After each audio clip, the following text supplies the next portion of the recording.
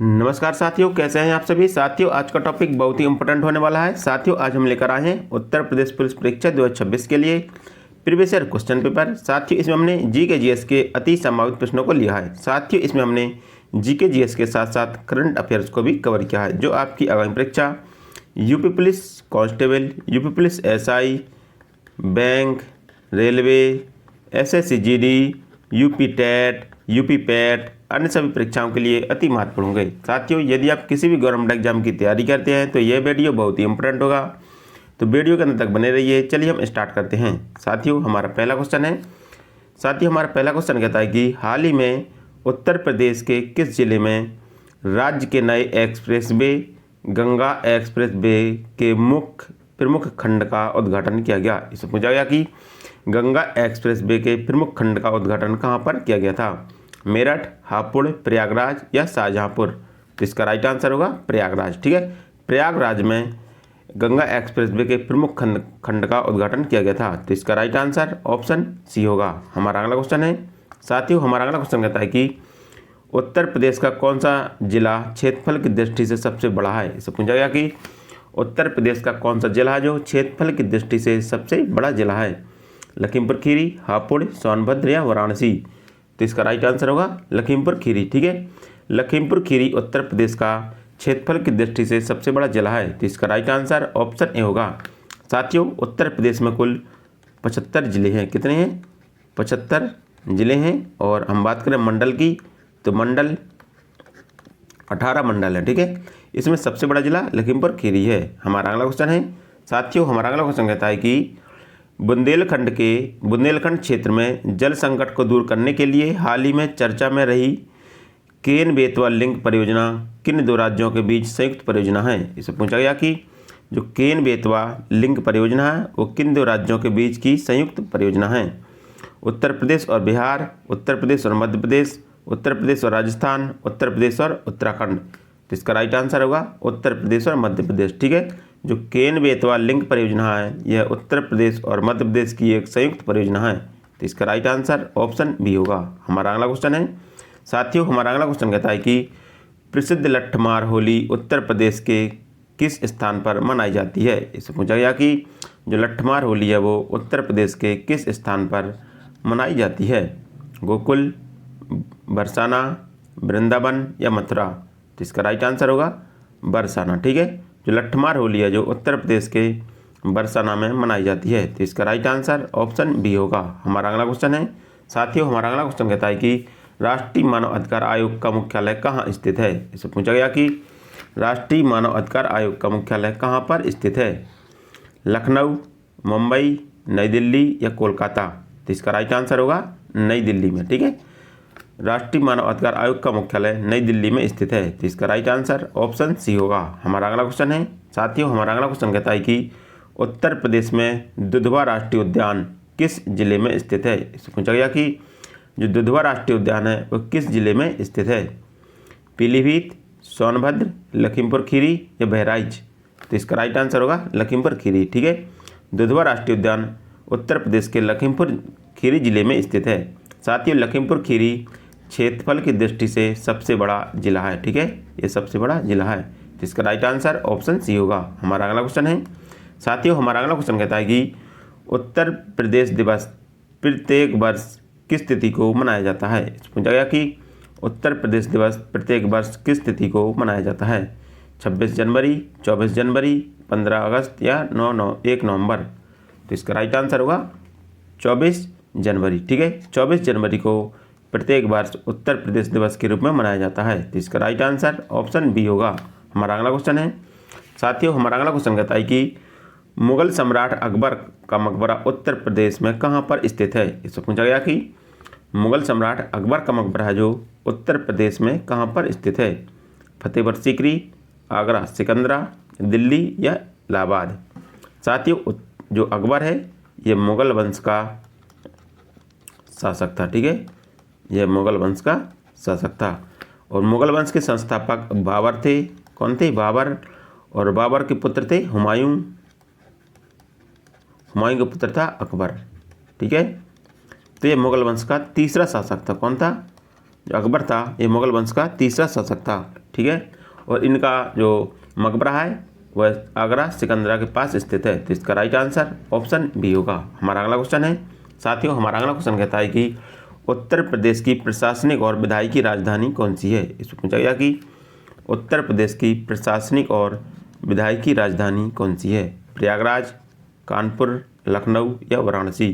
तो इसका right answer होगा लखनऊ, ठीक है। उत्तर प्रदेश की प्रशासनिक और विधायी राजधानी है जो लखनऊ में स्थित है। तो इसका राइट आंसर ऑप्शन सी होगा।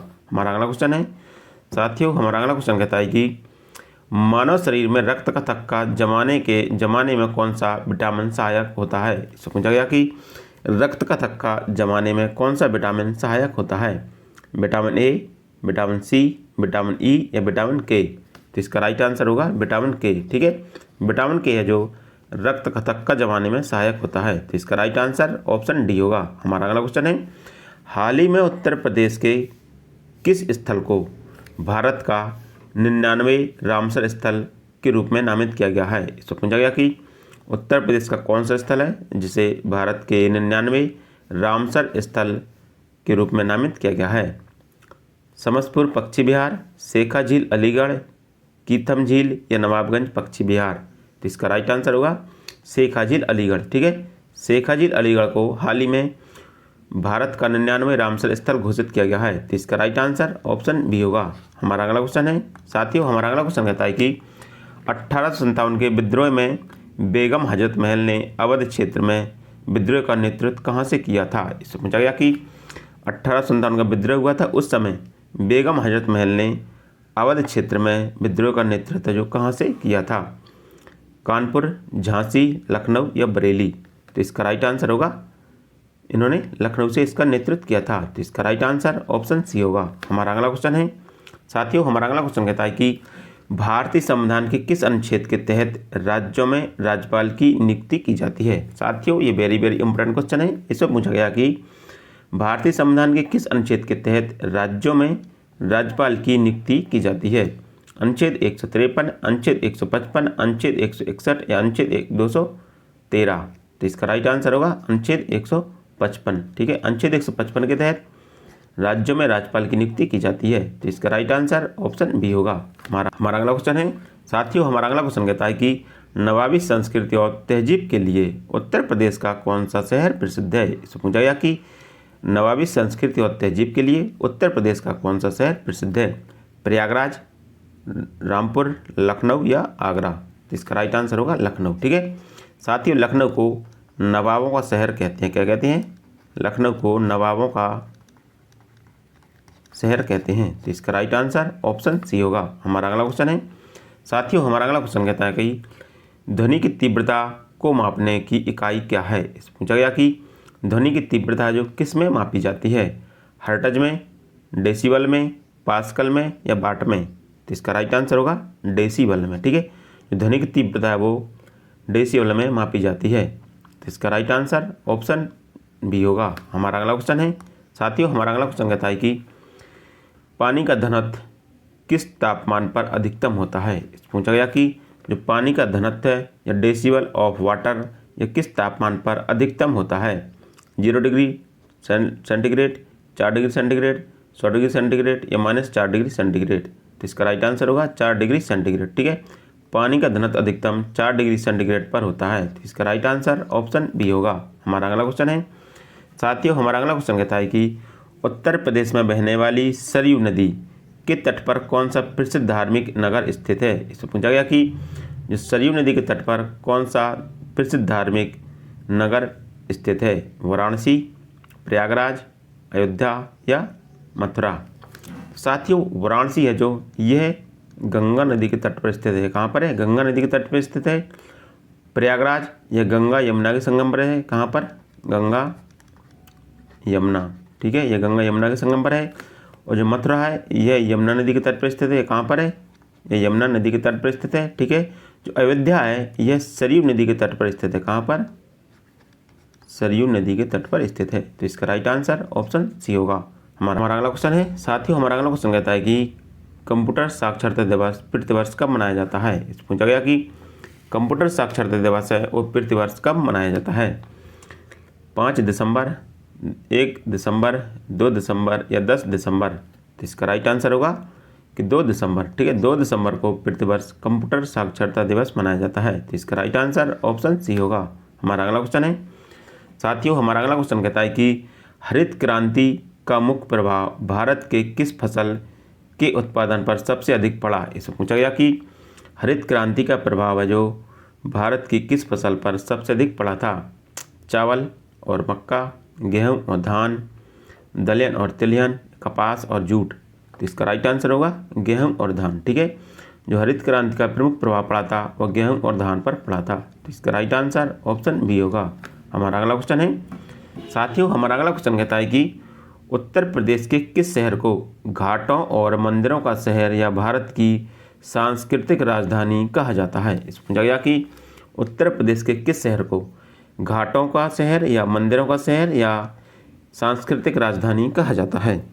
प्रयागराज, अयोध्या, वाराणसी या मथुरा? तो इसका राइट आंसर होगा वाराणसी। ठीक है, वाराणसी को घाटों का शहर या मंदिरों का शहर या सांस्कृतिक राजधानी के रूप में जाना जाता है। तो इसका राइट आंसर ऑप्शन सी होगा। हमारा अगला क्वेश्चन है साथियों, हमारा अगला क्वेश्चन कहता है कि प्रकाश वर्ष निम्नलिखित में से किसकी इकाई है? इससे पूछा गया कि जो प्रकाश वर्ष है वो किसकी इकाई है? समय की, दूरी की, प्रकाश की तीव्रता की या द्रव्यमान की? तो इसका राइट आंसर होगा दूरी की। ठीक है, प्रकाश वर्ष दूरी की इकाई है। तो इसका राइट आंसर ऑप्शन बी होगा। हमारा अगला क्वेश्चन है भारतीय संविधान का कौन सा अनुच्छेद अस्पृश्यता का अंत सुनिश्चित करता है? पूछा गया कि भारतीय संविधान का कौन सा अनुच्छेद है जो अस्पृश्यता का अंत सुनिश्चित करता है? अनुच्छेद 14, अनुच्छेद 15, अनुच्छेद 17 या अनुच्छेद 19? तो इसका राइट आंसर होगा अनुच्छेद 17। ठीक है, अनुच्छेद 17 जो अस्पृश्यता का अंत सुनिश्चित करता है या अस्पृश्यता के अंत से संबंधित है। तो इसका राइट आंसर ऑप्शन सी होगा। यदि हम बात करें अनुच्छेद 14 की, तो अनुच्छेद 14 है यह समानता के अधिकार से संबंधित है। किसके? समानता के अधिकार से संबंधित है। अनुच्छेद 19 है जो यह प्रेस की स्वतंत्रता से संबंधित है। किसकी? प्रेस की स्वतंत्रता, इससे संबंधित है अनुच्छेद 19। हमारा अगला क्वेश्चन है साथियों, हमारा अगला क्वेश्चन कहता है कि प्रसिद्ध सूफी संत शेख सलीम चिश्ती की दरगाह उत्तर प्रदेश में कहाँ स्थित है? पूछा गया कि शेख सलीम चिश्ती की दरगाह जो उत्तर प्रदेश में कहाँ पर स्थित है? जौनपुर, फतेहपुर सीकरी, कन्नौज या बाराबंकी? तो इसका राइट आंसर होगा फतेहपुर सीकरी। ठीक है, प्रसिद्ध सूफी संत शेख सलीम चिश्ती की दरगाह फतेहपुर सीकरी में स्थित है। तो इसका राइट आंसर ऑप्शन बी होगा। हमारा अगला क्वेश्चन है साथियों, हमारा अगला क्वेश्चन कहता है कि रिजर्व बैंक ऑफ इंडिया का राष्ट्रीयकरण किस वर्ष किया गया था? इस पूछा गया कि RBI का राष्ट्रीयकरण किस वर्ष किया गया था? 1935 में, 1947 में, 1949 में या 1950 में? तो इसका राइट आंसर होगा 1949 ईस्वी में। ठीक है, RBI का राष्ट्रीयकरण 1949 ईस्वी को किया गया था। तो इसका राइट आंसर ऑप्शन सी होगा। साथियों, RBI को बैंकों का बैंक कहते हैं। क्या कहते हैं? बैंकों का बैंक कहते हैं। हमारा अगला क्वेश्चन है साथियों, हमारा अगला क्वेश्चन कहता है कि इंसुलिन हार्मोन का स्रावन मानव शरीर के किस अंग द्वारा होता है? पूछा गया कि इंसुलिन हार्मोन का स्रावन है जो मानव शरीर के किस अंग के द्वारा होता है? यकृत, अग्न्याशय, पीयूष ग्रंथि या पीलिया? तो इसका राइट आंसर होगा अग्न्याशय। ठीक है, इंसुलिन का स्रावन अग्न्याशय के द्वारा होता है। तो इसका राइट आंसर ऑप्शन बी होगा। हमारा अगला क्वेश्चन है साथियों, हमारा अगला क्वेश्चन कहता है कि उत्तर प्रदेश की प्रथम महिला मुख्यमंत्री कौन थी? साथियों, ये वेरी इंपॉर्टेंट क्वेश्चन है। तो आपको बताना है कि उत्तर प्रदेश की प्रथम महिला मुख्यमंत्री कौन थी? सरोजिनी नायडू, सुचेता कृपलानी, मायावती या शीला दीक्षित? तो इसका राइट आंसर होगा सुचेता कृपलानी। ठीक है, सुचेता कृपलानी उत्तर प्रदेश की प्रथम महिला मुख्यमंत्री थी। तो इसका राइट आंसर ऑप्शन बी होगा। साथियों, यदि हम बात करें सरोजिनी नायडू की, तो सरोजिनी नायडू उत्तर प्रदेश की प्रथम राज्यपाल थी। कौन थी? उत्तर प्रदेश की प्रथम महिला राज्यपाल। ठीक है, जो सरोजिनी नायडू हैं उत्तर प्रदेश की प्रथम महिला राज्यपाल थी। हमारा अगला क्वेश्चन है साथियों, हमारा अगला क्वेश्चन कहता है कि केंद्रीय आलू अनुसंधान संस्थान उत्तर प्रदेश के किस जिले में स्थित एक प्रमुख क्षेत्रीय केंद्र रखता है? इस पूछा गया कि केंद्रीय आलू अनुसंधान संस्थान है वह उत्तर प्रदेश के किस जिले में स्थित है? ठीक है, तो आपको बताना है कि जो केंद्रीय आलू अनुसंधान संस्थान है वह उत्तर प्रदेश के किस जिले में स्थित है? कानपुर, मोदीपुर, मेरठ, लखनऊ या वाराणसी? तो इसका राइट आंसर होगा मोदीपुरम, मेरठ। ठीक है, जो केंद्रीय आलू अनुसंधान संस्थान है उत्तर प्रदेश के मोदीपुरम, मेरठ क्षेत्र में स्थित है। तो इसका राइट आंसर ऑप्शन बी होगा। हमारा अगला क्वेश्चन है साथियों, हमारा अगला क्वेश्चन कहता है कि प्रसिद्ध राष्ट्रीय पार्क काजीरंगा किस राज्य में स्थित है, जो एक सींग वाले गैंडे के लिए प्रसिद्ध है? आपको बताना है कि जो काजीरंगा राष्ट्रीय उद्यान है वह कहाँ पर स्थित है? पश्चिम बंगाल, असम, उत्तराखंड या मध्य प्रदेश? तो इसका राइट आंसर होगा असम। ठीक है, काजीरंगा राष्ट्रीय उद्यान असम में स्थित है और यह एक सींग वाले गैंडे के लिए प्रसिद्ध है। तो इसका राइट आंसर ऑप्शन बी होगा। हमारा अगला क्वेश्चन है साथियों, हमारा अगला क्वेश्चन कहता है कि गंगा और यमुना नदी का पवित्र संगम उत्तर प्रदेश के किस नगर में होता है? इस पूछा गया कि गंगा और यमुना नदी का पवित्र संगम है जो उत्तर प्रदेश के किस नगर में होता है?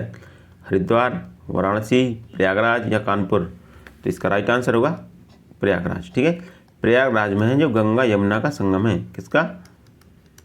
गंगा और यमुना का संगम है प्रयागराज में। तो इसका राइट आंसर ऑप्शन सी होगा। हमारा अगला क्वेश्चन है उत्तर प्रदेश का राजकीय पशु कौन सा है? इस पूछा गया कि उत्तर प्रदेश का राजकीय पशु कौन सा है? चीतल, बारहसिंगा, बाघ या कस्तूरी मृग? तो इसका राइट आंसर होगा बारहसिंगा। ठीक है, उत्तर प्रदेश का राजकीय पशु बारहसिंगा है। तो इसका राइट आंसर ऑप्शन बी होगा।